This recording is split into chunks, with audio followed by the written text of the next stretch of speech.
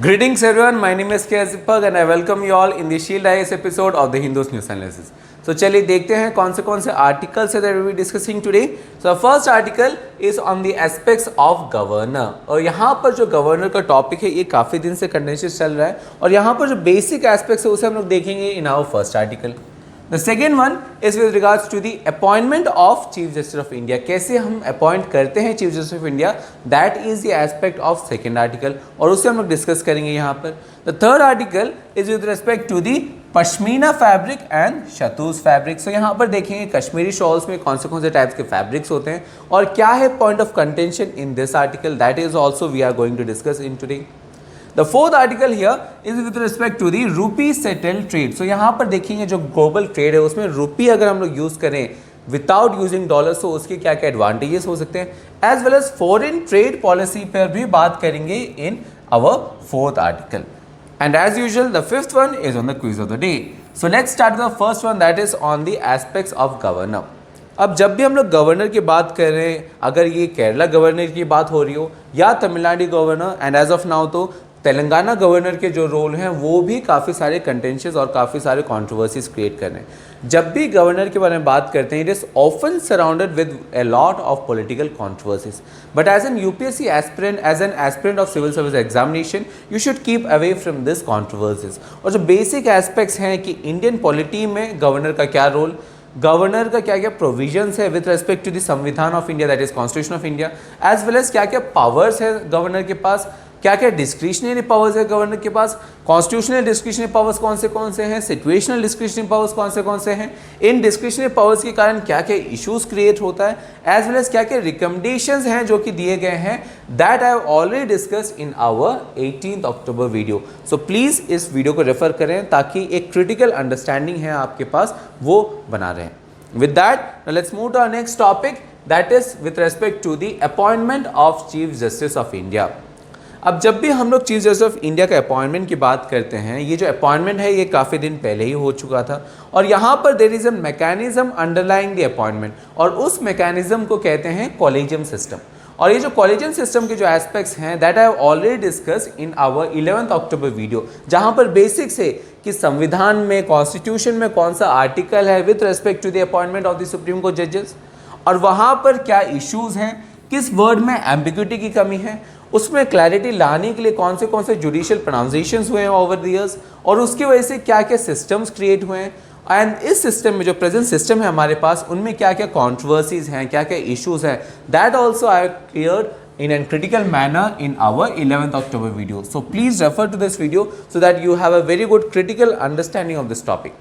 With that, now let's move to our next article, that is on the fabrics of Kashmiri shawls. अब जब भी हम लोग fabrics की बात करते हैं, कश्मीरी शॉल्स की बात करते हैं, बेसिकली कश्मीरी शॉल्स को हम लोग डिवाइड कर सकते हैं either on the basis of technique और on the basis of fabric. अगर टेक्निक के बेसिस पे बात करें सो जो फैब्रिक्स हैं, जो शॉल्स हैं जो कि हम लोग लूम के थ्रू बनाते हैं, जिसे कहते हैं लूम वूवन, जिसका पिक्चर आप आर्टिकल में देख सकते हैं, these shawls are known as और this shawls are known as Kani shawls. At the same time ऐसे शॉल्स, ऐसे कश्मीरी शॉल जो कि हम लोग नीडल के थ्रू बनाते हैं, नीडल एम्ब्रॉयडर्ड होते हैं, उन शॉल्स को हम लोग कहते हैं Sozni shawls. Now this is on the basis of technique, जिस टेक्निक से हम लोग बना रहे हैं. वैसे ही फैब्रिक के बेसिस पर भी हम लोग डिवाइड कर सकते हैं. There are 3 important fabrics when it comes to Kashmiri shawls. The first one is the shahtoosh, second one pashmina, the third one is raffal. अगर शतूस की बात करते हैं तो shahtoosh translates into king of wool और काफ़ी जो कपड़े की जो क्वालिटी है उसे कहीं ना कहीं आइडेंटिफाई करने के लिए, उसे कहीं ना कहीं हम लोग पता करने के लिए क्वांटिटेटिवली क्या करते हैं, there is an test known as ring test, जहाँ पर जो क्लॉथ है उसको रिंग के थ्रू पास किया जाता है. और क्योंकि shahtoosh is very good in its quality और इसीलिए ही शतूस को हम लोग कहते हैं रिंग शॉल. और जो शतूस हैं, शतूस कहाँ से आते हैं, जो फैब्रिक्स हैं they are taken from rare Tibetan antelope. अब इशू यहाँ पर ये है क्योंकि ये जो टिबेटन एंटेलोप्स हैं जहाँ से हम लोग शतूस फैब्रिक निकालते हैं दे आर क्वाइट रेयर और हिमालयस के हायर रेंजेस में मिलते हैं और इसके कहीं ना कहीं प्रोमिनेंस में आने की वजह से जो नंबर्स हैं टिबेटन एंटेलोप्स के वो काफ़ी हाई रेट से, काफ़ी हाई रेट से डिक्रीज हुआ है। Around 90% of the Tibetan antelopes have been wiped out, और इसी की वजह से ही शतुज फैब्रिक यूज़ करना बैंड है इंडिया में with regards to the protections of the laws of government of India as well as per the laws of CITES. Then the second fabric here is pashmina. अब जो पश्मीना है, पश्मीना को हम लोग कहते हैं कश्मीरी वूल ऑल्सो, और ये जो पश्मीना है इट इज़ टेकन, ये जो फैब्रिक है ये हम लोग निकालते हैं फ्रॉम एन स्पेशल गोट जिसका जो साइंटिफिक नेम है दैट इज कैप्रा हिरकस, जो कि हिमालयस के 12,000 to 14,000 फीट्स में रहते हैं। अब यहाँ पर जो पश्मीना है इसका जो प्रोमिनेंस हुआ, this prominence was particularly in the Mughal empire और मुगल पीरियड, जहाँ पर मुगल पीरियड में एक कहीं ना कहीं एक प्रैक्टिस है जिसे हम लोग कहते हैं खिल्लत, जो that is giving on the robes. अब ये जो रॉब्स ऑफ ऑनर देने का जो प्रैक्टिस है जिसे आप खिल्लत कहते हो, ये जो रॉब्स होते थे, ये रॉब्स का जो फैब्रिक होता था दैट वाज पश्मीना, और इसकी वजह से ही पश्मीना का जो प्रोमिनेंस है वो काफ़ी हाई हो गया और पश्मीना को as an object of nobility देखने लग गए। So that is how pashmina came into the higher ranks of fabric. The third type of the fabric here is the ruffle. अब जो ruffle है it is quite common और most common from these three types of fabrics, और यहाँ पर जो ruffle है it is taken out of merino wools, तो merino wool sheeps जो हैं उससे हम लोग निकालते हैं। So they are the three types of fabrics that we particularly see in Kashmiri shawls. With that clarity, now let's move to our next article that is on the rupee settled trade. अब जब हम लोग रूपी settle trade के बारे में बात करते हैं, there is an basic aspect that you need to understand. जब भी कंट्रीज के बीच में, टू डिफरेंट कंट्रीज के बीच में हम लोग ट्रेड करते हैं इंटरनेशनल ट्रेड में, the basic aspect, the basic currency here that we use is the dollar. Dollar में हम लोग जनरली करेंसीज जो हैं या ट्रांजेक्शन जो है करते हैं when it comes to bilateral और मल्टीलैटरल एक्सरसाइजेस। अब यहाँ पर हम लोग बात करें कि यहाँ ये जो डॉलर है, डॉलर को प्रोमिनेंस ना देकर हम लोग रूपी यूज करें for international trade. So let's see, और इस एक्सरसाइज को हम लोग कहते हैं ग्लोबल ट्रेड सेटलमेंट्स इन रूपी।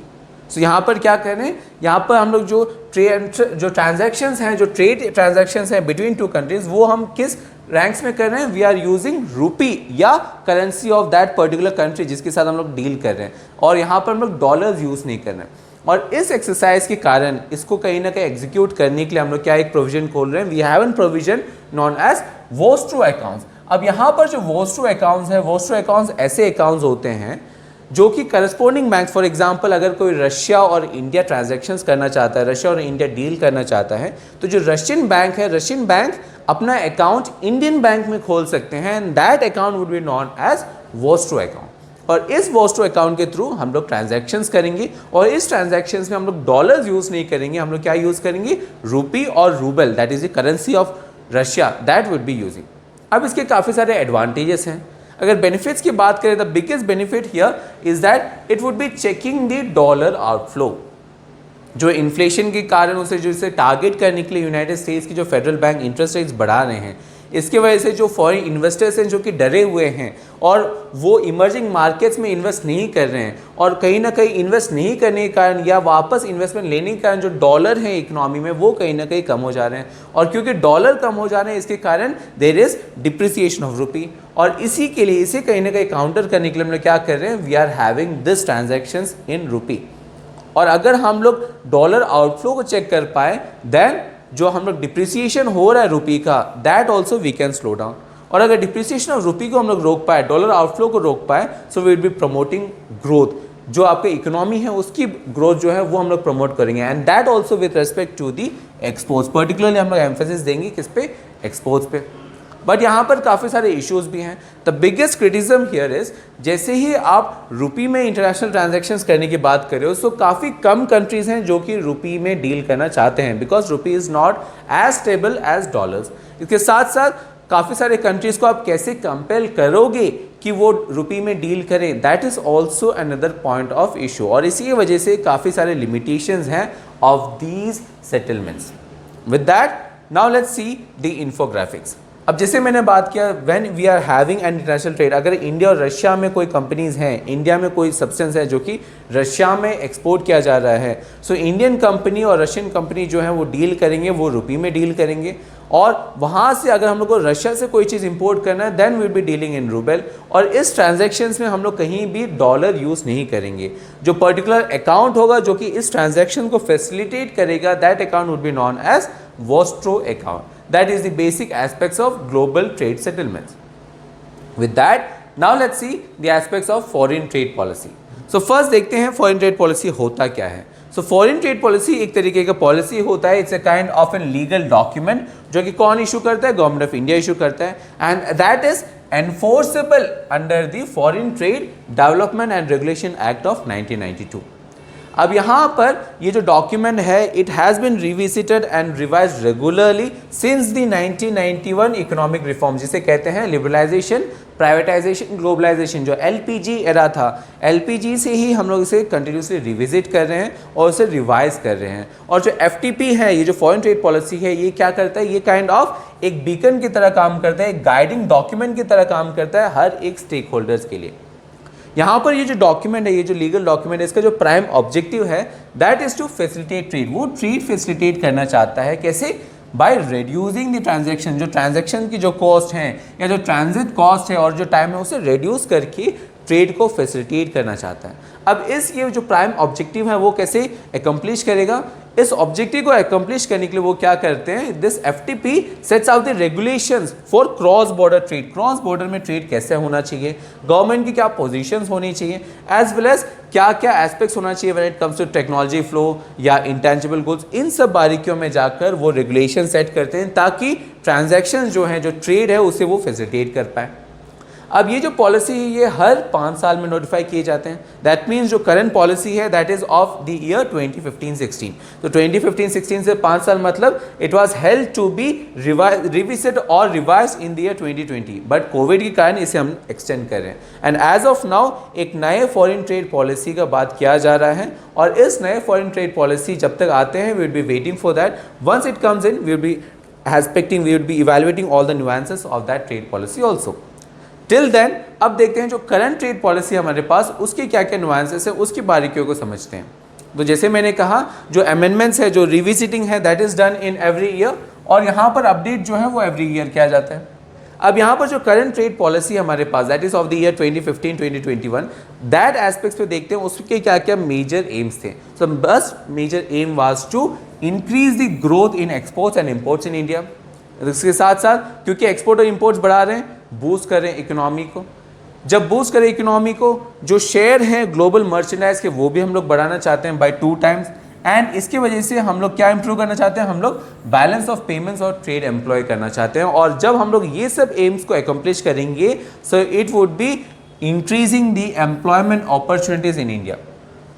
अब जब हम इन एम्स को कहीं ना कहीं एकम्प्लिश करना चाहते हैं, काफ़ी सारे तरीके हैं जिसकी वजह से हम लोग ये कहीं ना कहीं इस एम्स को मीट करेंगे।